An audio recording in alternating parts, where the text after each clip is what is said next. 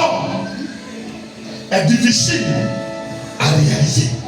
Donc l'élévation véritable qui vient de Dieu se réalise dans des difficultés. Si tu es là que tu aspires à l'élévation, apprête-toi à traverser des épreuves. Parce que ça ne vient pas comme ça ne tombe pas comme ça du ciel. Ça se réalise difficilement. Or, ces épreuves-là que nous ne voulons pas, on veut être élevé. Tout à l'heure, on a prié. Les gens là veulent le fruit. Ils veulent ce qu'on appelle la richesse. Or, la richesse véritable vient après l'effort. Effort, on appelle ça comment? Travail. Là, quand on travaille, là, on fait comment? On transpire, on souffre. Ils veulent le résultat, mais ils ne veulent pas le travail. Or, toute élévation vient de l'effort. Le texte que nous avons lu ici, Jésus leur répondit, l'heure est venue, le Fils de l'homme doit être glorifié. Est-ce que tu comprends bien? C'est le Seigneur qui parle. Il dit, il est maintenant grand temps que le Fils de l'homme soit glorifié. Alors, si on dit il est temps que quelqu'un soit glorifié, logiquement, on doit dire quoi? Appeler les tambourins. Avec ceux qui tapent les tam-tams. Appeler les musiciens. Appeler le peuple. On va l'acclamer. On va le chanter. On va l'établir au-dessus de nous. C'est pas ça? Jésus dit l'heure est venue que le Fils de l'homme doit être comment? Glorifié. Mais ici, Jésus parlant de sa gloire, il ne dit pas d'appeler les tambourénistes, ceux qui tapent, les griots. Il ne demande pas qu'on les appelle. Il dit au verset 24, en vérité, je vous le dis, si le grain de blé qui est tombé en terre demeure, il reste seul. Ah, ça a quoi à voir avec la gloire? On parle de gloire, non? On parle de gloire, non? Est-ce que tu es là? Amen. Vrai ou faux? On parle de quoi?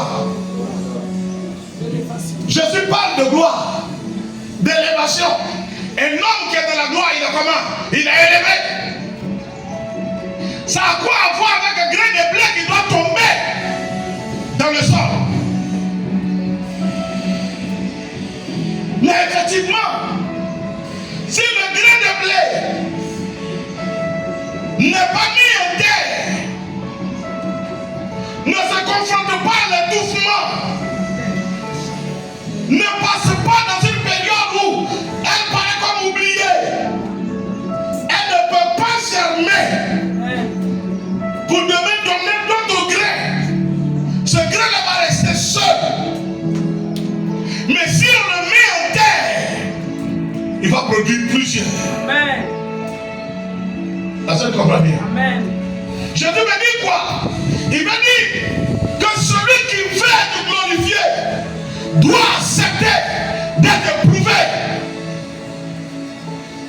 Quand l'épreuve vient, tu te décourages. Ne te décourage pas, ça est sur le chemin de l'élévation. L'épreuve est sur le chemin de l'élévation. Sur le chemin de la grandeur, je trouve des difficultés. Et souvent, ce n'est même pas le diable. C'est Dieu lui-même qui permet afin de forger le caractère de l'individu. Souvent, ce n'est pas le diable. Regardons le Genèse chapitre 22. Genèse. Après ces choses, Dieu mit Abraham à l'épreuve. Après ces choses, Satan mit Abraham à l'épreuve. On parle de qui? On parle de qui? Dieu est qui? Oh, c'est Dieu. Il dit quoi, Abraham? Il dit Abraham, quitte ton père et ta mère, quitte ta patrie, va au lieu que je vais t'indiquer. Abraham, j'ai pris la décision de te bénir, de t'élever, de te bâtir. Tu seras chapitre 17, il dit qu'il sera une source de bénédiction. Quiconque te bénira sera béni. Celui qui va te maudire sera maudit. Dieu est en relation directe avec Abraham. Dieu oriente Abraham. Dieu guide Abraham. Et puis là, on arrive au chapitre 22.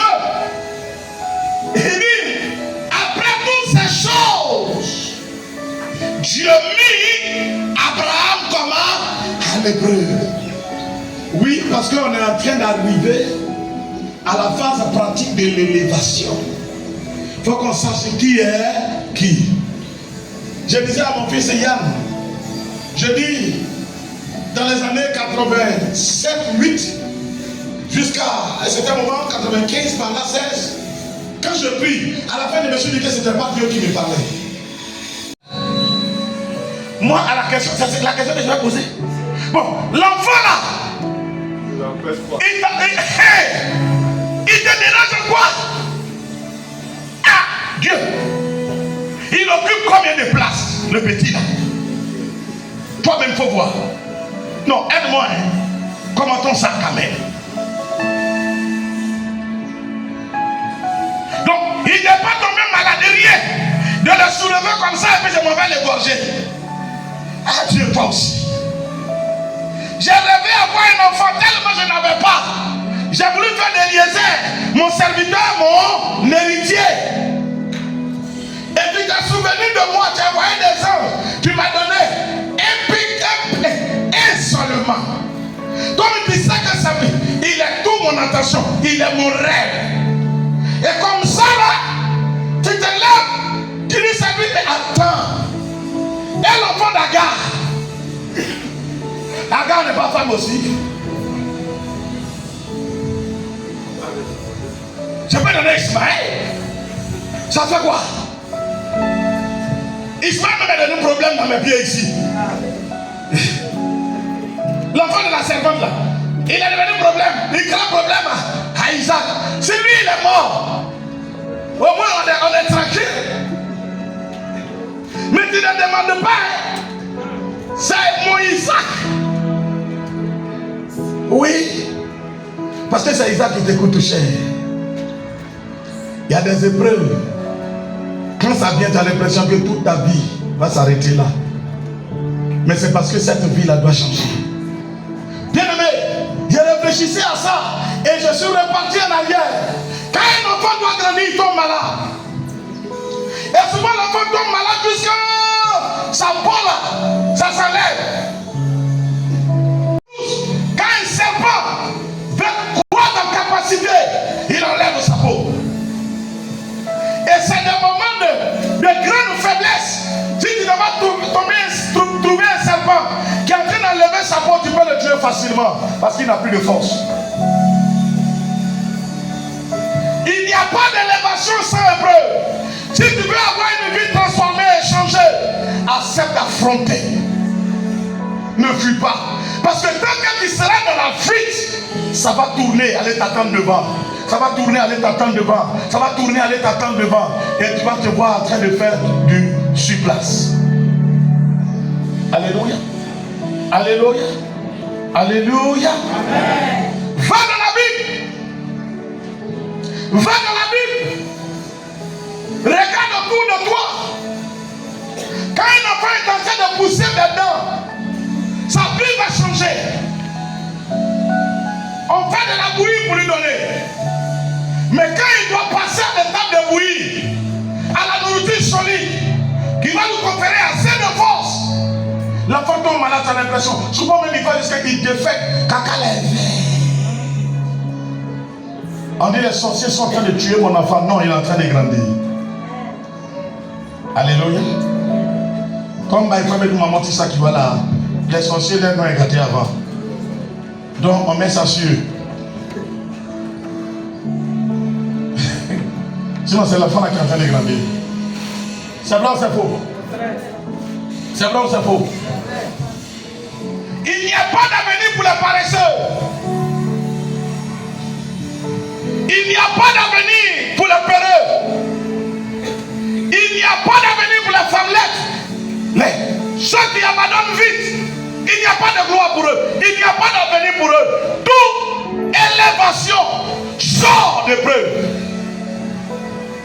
l'élévation sort des preuves. Une formation pour celui que Dieu veut élever. Dieu le forme par les épreuves. Par les épreuves. Si tu es là ce matin quand tu m'entends, c'est parce que Dieu est arrivé à ce niveau avec toi. Ne regarde pas ton épreuve comme la fin de ta vie. C'est ta vie qui va changer. Tu vas entrer dans une autre dimension. Apprends plutôt à considérer, à tirer le son des épreuves que tu traverses maintenant. Une grande gloire est en train de venir. Jésus dit, l'heure est venue que le Fils de l'homme doit être élevé.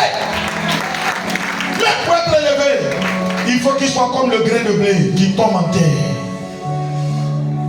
Il faut qu'il soit comme le grain de blé qui tombe en terre. Tu n'es pas maudit. Et je te dis une chose. Ce qui m'amène à te dire que tu n'es pas maudit, c'est que tu as Jésus. On ne peut pas avoir Jésus et puis être maudit. La Bible dit qu'il s'est chargé de nos malédictions à la croix. Avant le dessein, il a dit tout est accompli. Christ a tout payé à la croix. Il a porté ta malédiction. Et il dit en Éphésiens, il dit nous sommes bénis de toutes sortes de bénédictions déjà en Christ Jésus. Si j'ai Jésus, j'ai la bénédiction. Si j'ai Jésus, j'ai la bénédiction. En Jésus se trouve la richesse financière. En Jésus se trouve la richesse conjugale. En Jésus se trouve quoi? Le repositionnement. En Jésus se trouve la victoire sur les entités démoniaques. Et en Jésus, il y a le salut éternel, la rédemption. Si j'ai Jésus, j'ai tout ce que je viens de citer. Et même ce que je n'ai pas cité, je les sais en ayant Jésus seul. Arrête de dire que tu es maudit. Tu es en train d'être éprouvé pour aller à la gloire. Tu es en train d'être éprouvé pour aller à l'élévation. Tu es en train d'être éprouvé afin de t'acclamer. Écoute bien aimé, celui que Dieu veut élever, Dieu prend le temps de le prouver. Dieu prend le temps de le prouver. Quand les chrétiens sommes nous aujourd'hui, on ne veut pas être éprouvé.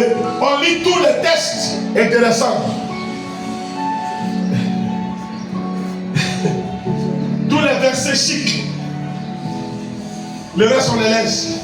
Mais Abraham, le père de la foi, on vient de lire. Quand Dieu a fini de lui donner toutes les promesses, de prononcer toutes ses promesses, Dieu se tourne vers lui et puis dit bon, on va passer à la phase pratique. Abraham, il dit oui le Dieu. Il dit bien. Tu vois ton unique, ton Isaac, Isaquier, Isaaco, Isaqué. Prends Isaac, va sur les montagnes. Offre-le un holocauste. Mais demande autre chose quand même. J'ai des bœufs, j'ai des moutons. Demande, je vais t'en donner. Si tu me demandes 10 bœufs, moi j'ai fait 30. Oh. Qui pense à sa vie, à son avenir maintenant? Oh. Oh. Pourquoi tu as éprouvé? Il y a la gloire sur ton chemin. Il y a la gloire. Pourquoi la vie est autant difficile? Parce que tu as un témoignage unique. Parce que ton témoignage est unique. Ton histoire est unique. Quand les gens vont entendre, ils vont acclamer la grandeur de Dieu. Quand les gens vont entendre, ils vont croire en ce Dieu vivant et puissant. Quand les gens vont entendre, ils vont dire Dieu est souverain, véritablement souverain. Jésus lui-même qui est Dieu. Et de Christ de sa sœur. Il a fait quoi? Il a souffert. Oui ou non? Oui ou non? Attends, une histoire simple. Est-ce que Jésus ne pouvait pas éviter Gethsémane? Jésus ne pouvait pas éviter Gethsémane. J'ai réfléchi à tout ça hier. J'ai dit, mais c'est trop, non, c'est extraordinaire. Christ pouvait éviter Gethsémane. Le pouvoir que Christ disposait. Vous avez dit faire quoi? On est venu arrêter Jésus pour tout le bon temps. Vous avez dit faire quoi? On est venu arrêter Jésus de Nazareth pour tout le bon temps. Pierre prend son épée, il coupe l'oreille de l'autre. Jésus prend l'oreille, il coupe. Et puis c'est comme si le couteau n'est pas passé là. Tout est intact. C'est Jésus-là. Ne pouvait-il pas faire de sorte à ne pas partir à Golgotha? Est-ce qu'il ne pouvait pas? Mais si Jésus évitait Golgotha, sa seigneurie allait s'asseoir sur quoi?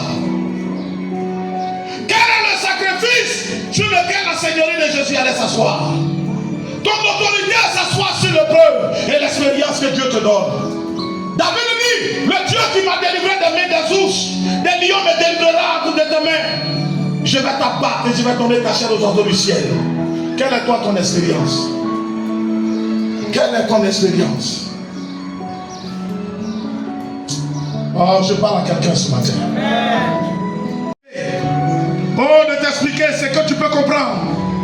Et de te donner la force là où tu n'arrives pas à comprendre. La force et le courage de pouvoir tenir. Même si à toi on ne dira pas fortifie-toi. Seulement aie mon courage.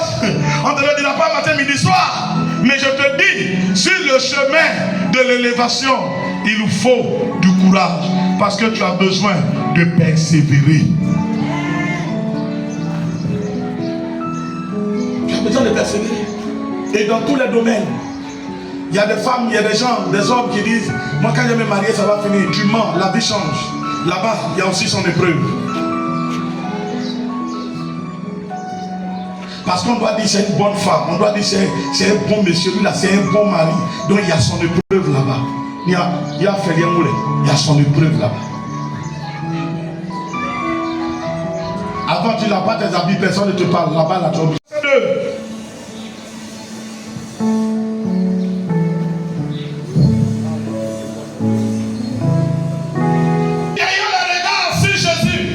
Le chef est le consommateur de la foi. Jésus, le chef est le consommateur de la foi. Qui, en vue de la joie qui lui était réservée, a souffert la croix. Il a fait comment?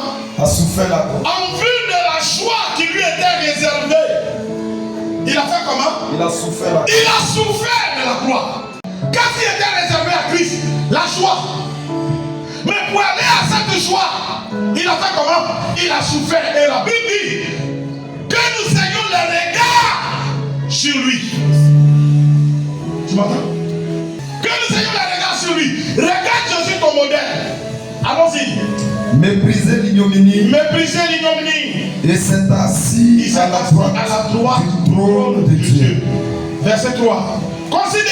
Considérez en effet, oui, celui qui a supporté contre sa personne, oui, une telle opposition de la part des pécheurs, oui, afin que vous ne vous lassiez point, l'âme découragée.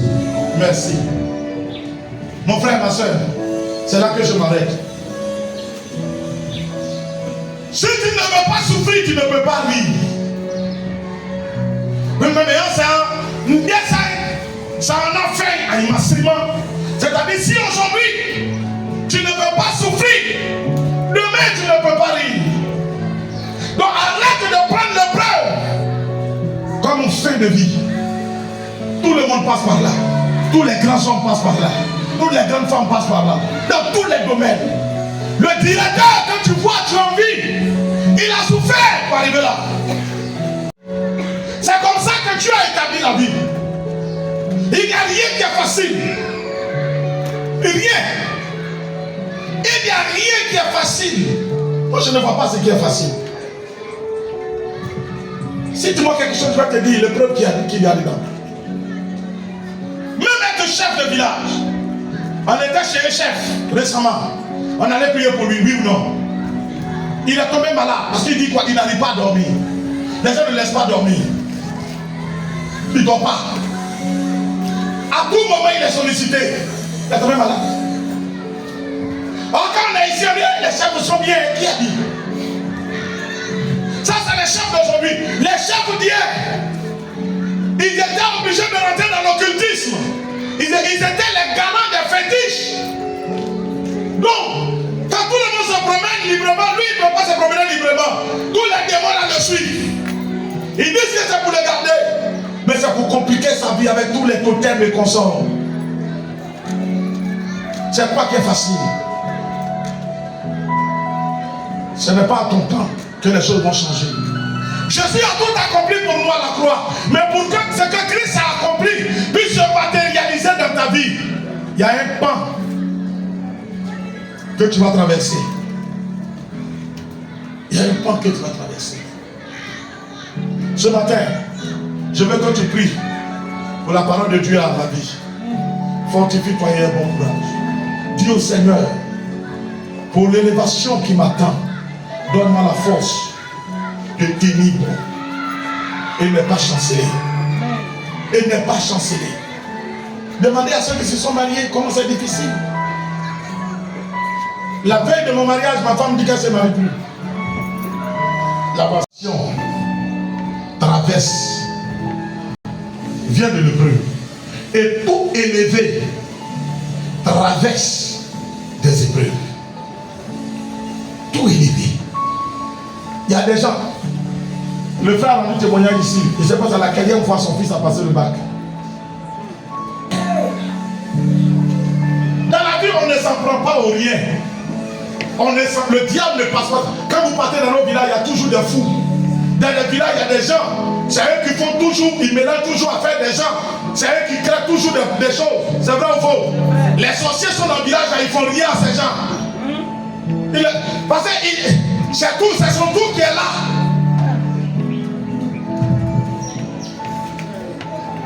Il y a des gens, ils ont atteint. La folie les a atteints. Les parents même demandent à Dieu dans leur cœur s'ils pouvaient mourir, mais ça allait finir, mais il ne meurt pas. Il est là.